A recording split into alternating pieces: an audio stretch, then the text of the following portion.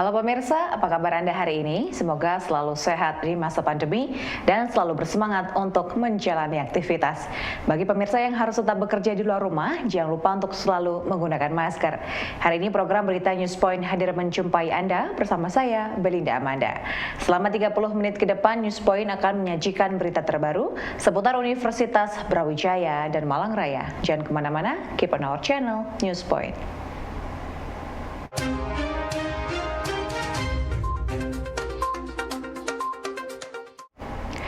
Pemirsa, sebagai upaya menjangkau pengungsi gempa yang belum mendapatkan bantuan di kawasan Cianjur, Dharma Wanita UB memberikan motor trail kepada tim EMT UB untuk rencananya akan memberikan bantuan kepada para korban gempa selama 1 minggu ke depan.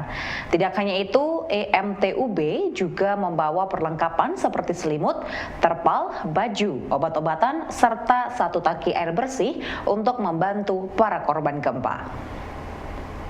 Dan alhamdulillah kita menerima banyak sekali bantuan dari teman-teman seluruh Sivitas Akademika Universitas Brawijaya berupa selimut, terpal, kemudian kebutuhan baju untuk bayi, anak-anak maupun dewasa.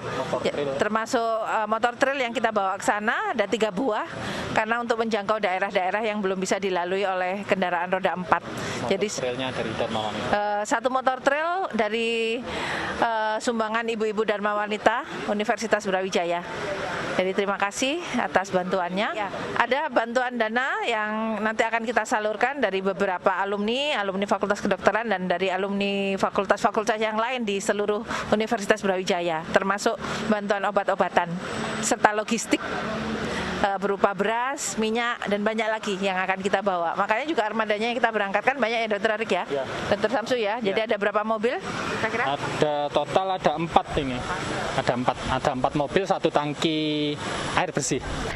Pemirsa, sebagai respon cepat tanggap, Sivitas UB juga turut serta dalam memberikan bantuan untuk para korban gempa yang melanda kawasan Cianjur. Selain memberikan uang tunai, perlengkapan seperti selimut, terpal, baju, obat-obatan, dan juga barang lainnya diikuti atau diberikan untuk para korban. Alhamdulillah pada siang ini kita bisa melakukan serah terima bantuan motor trail dari Dharma Wanita Pusat, Dharma Wanita Persatuan Brawijaya, dan juga nanti mungkin ada pelepasan juga tim stasiun bencana. Jadi Bu Rektor, terima kasih atas bantuannya, dan motor trail ini sudah lama kami idam-idamkan deh. Jadi awalnya kita hanya punya mobil double cabin ya, jadi kalau dalam keadaan bencana ini diperlukan mobil yang bisa bergerak di lapangan, kendaraan di lapangan. Selain mobil double cabin juga sepeda motor itu sangat penting sekali. Kemarin pada waktu tanggap bencana di Lumajang itu terasa sekali daerah yang terdampak yang sangat terdampak itu tidak bisa kita tembus karena kita nggak punya fasilitas untuk itu. Dan pada waktu itu sempat dipinjami trailnya ini satpam dulu ya, satpam yang dulu saya ingat dipinjami 2 dengan Prof. Gus ya. Kita sudah diskusi dengan Prof. Gus, akhirnya kita dapat bantuan trail itu sangat membantu sekali. Alhamdulillah dari Dharma Wanita bisa memberikan bantuan motor trail ini insya Allah sangat bermanfaat Bu. Dan mudah-mudahan bisa menjadi pahala oleh pada ibu-ibu semua. Bapak dan Ibu semua, terima kasih atas supportnya pada tim tanggap bencana, di mana pada kegiatan ke Cianjur ini sebenarnya merupakan tim tanggap bencana dari UB ya. Jadi ini gabungan tidak hanya dari fakultas kedokteran, tapi dari fakultas yang lain juga kita bersama-sama, karena harapannya nanti kita betul-betul bisa memberikan layanan terbaik untuk masyarakat semua di daerah bencana. Jadi kita selalu berkoordinasi dengan Badan Penanggulangan Bencana Nasional (BNPB), sehingga insya Allah kedatangan kita itu tidak akan sia-sia, akan tetap karena kita sudah diberitahu apa yang dibutuhkan, di mana kita menggantikan tim yang mana, sehingga betul-betul nanti kita sudah ditunggu oleh pekerjaan menjelaskannya. Mudah-mudahan nanti semua tim, anggota tim bisa, jadi tim ini nanti ada dokter, ada dokter ini ya, ada dokter penyakit dalam, ada dokter anak juga ini, junior saya, dokter Adanis ya, terima kasih.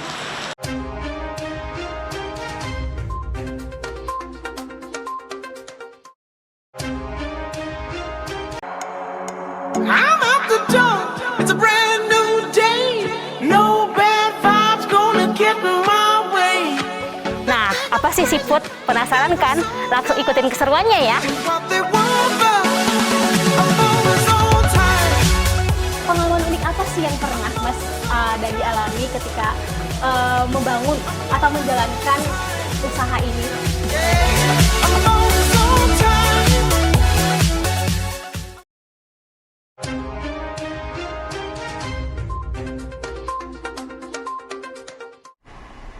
Pemirsa, 70% dari besarnya wilayah lautan di Indonesia dapat dimanfaatkan, salah satunya untuk segi pangan. Saat ini Indonesia menjadi negara penyumbang bahan makanan dari budidaya perikanan terbesar keempat di dunia setelah Cina, India, dan Vietnam. Namun sayangnya pengelolaan sumber daya alam Indonesia di wilayah pesisir dan laut masih belum dioptimalkan. Kalau berbicara tentang perikanan kelautan, pada saat berbicara blue economy, saya sendiri Bapak Ibu, saat berbicara blue economy, saya itu langsung berpikir bahwa potensi ekonomi terbesar ini pasti mineral laut, emas, gitu. Itu saya sudah berpikir seperti itu. Tapi begitu kita lihat datanya negara, data resmi negara, ada 2 bidang yang kisaran potensi per tahunnya itu 210 miliar US dollar, bayangkan Bapak Ibu, 210 miliar US dollar. Saya langsung berpikir perikanan di mana? Perikanan tangkap.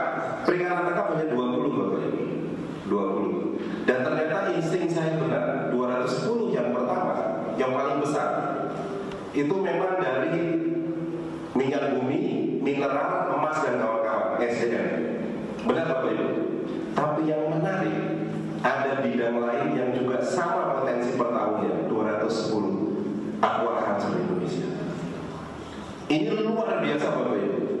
Pada saat kita berbicara tentang potensi maritim Indonesia, berbicara blue economy, ada 11 sektor ekonomi strategis.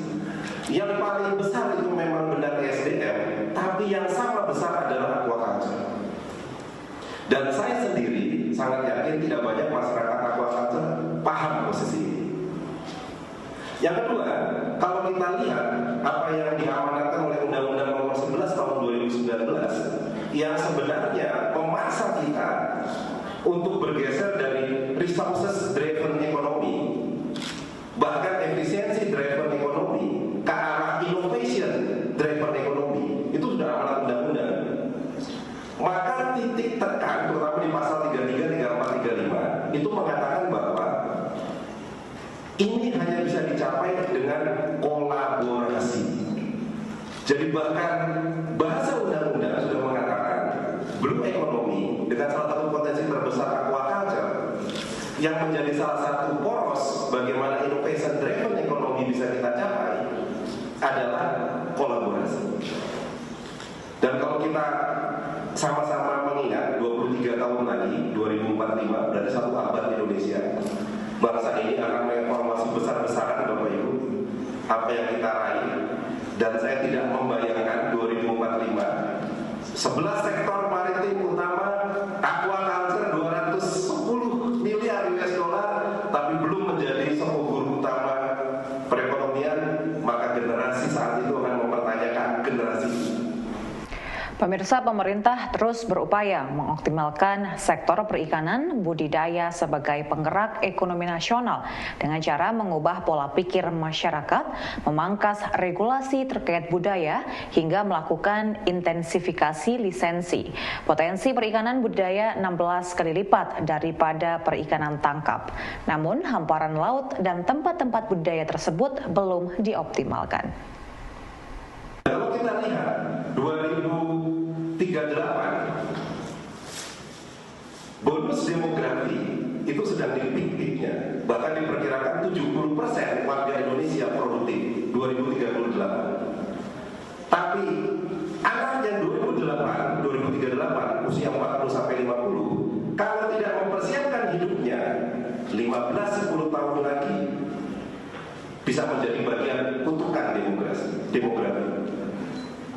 Sebagai contoh Bapak Ibu, kita ambil Jepang. Salah satu Perdana Menteri Jepang itu pernah rame saat mengatakan, sudahlah obasan, ojisan, kakek nenek gitu. Di Jepang itu udah mati aja. Benar Bapak Ibu? Perdana Menterinya sampai bilang seperti itu. Kenapa? Karena orang-orang usia tidak produktif ini di Jepang yang makmur, negaranya kuat, itu menjadi beban negara. Sampai itu keluar. Saya tidak membayangkan negeri ini Bapak Ibu. 2038 kita masuk ke era bonus demografi. 70% warga negara produktif.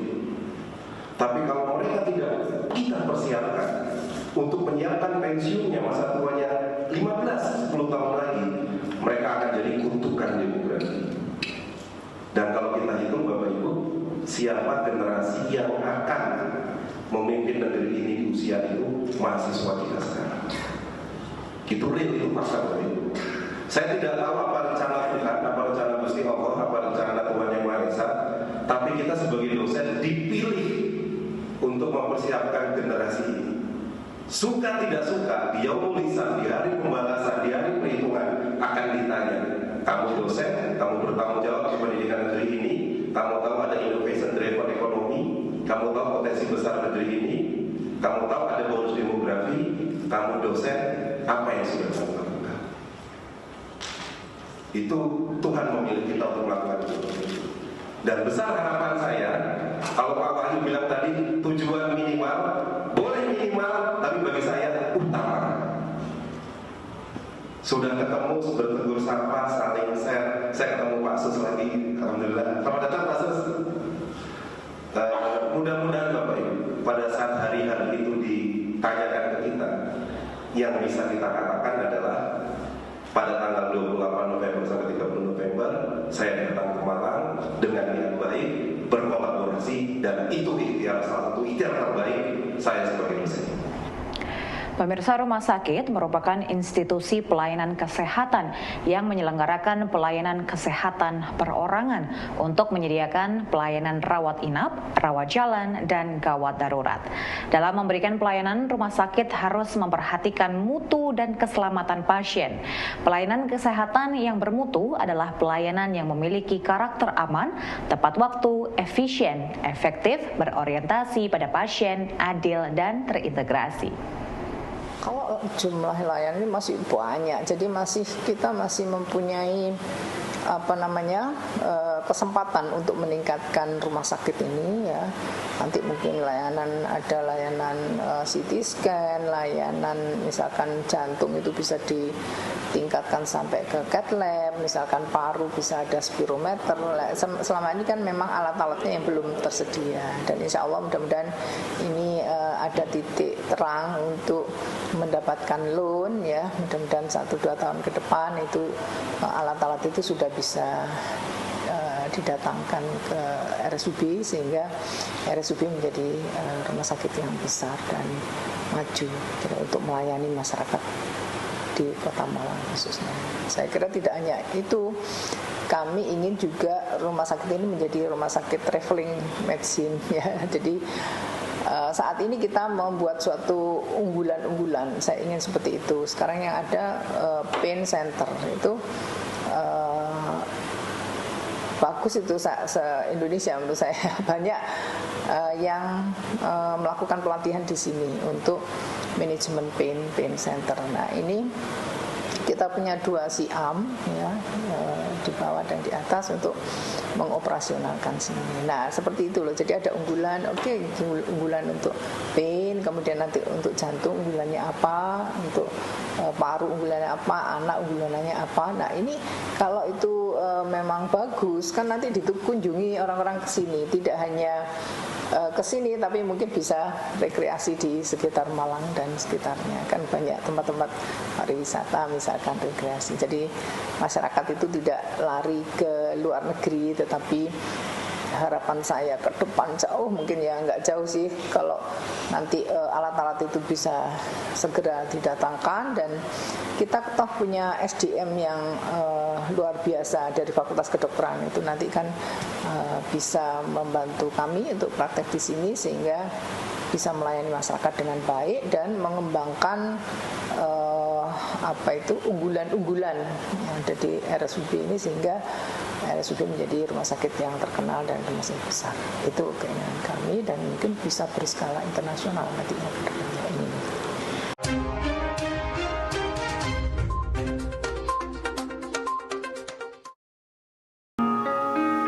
Ya, mana yang kau pilih? Memberi perhatian atau berusaha tak peduli? Dan mana yang lebih melelahkan, berjuang atau melupakanmu kini?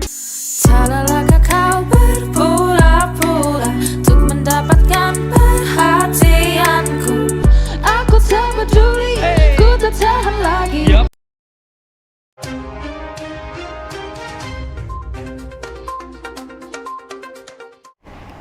Pemirsa, Guru Besar Bidang Ilmu Geofisika, Kebencanaan dan Sumber Daya Alam UB, Profesor Adi Susilo, meminta masyarakat agar terus meningkatkan kewaspadaan terhadap bencana alam di daerah masing-masing.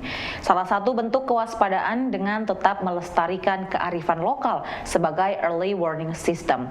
Kearifan lokal seperti kentongan merupakan saran efektif sebagai penanda akan adanya bencana. Kalau gempa bumi memang tidak bisa.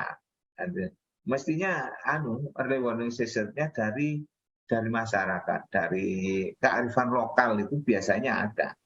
Kearifan lokal itu justru lebih baik sekali itu. Kalau untuk gempa bumi nih, kalau untuk early warning system untuk gunung api mungkin bisa.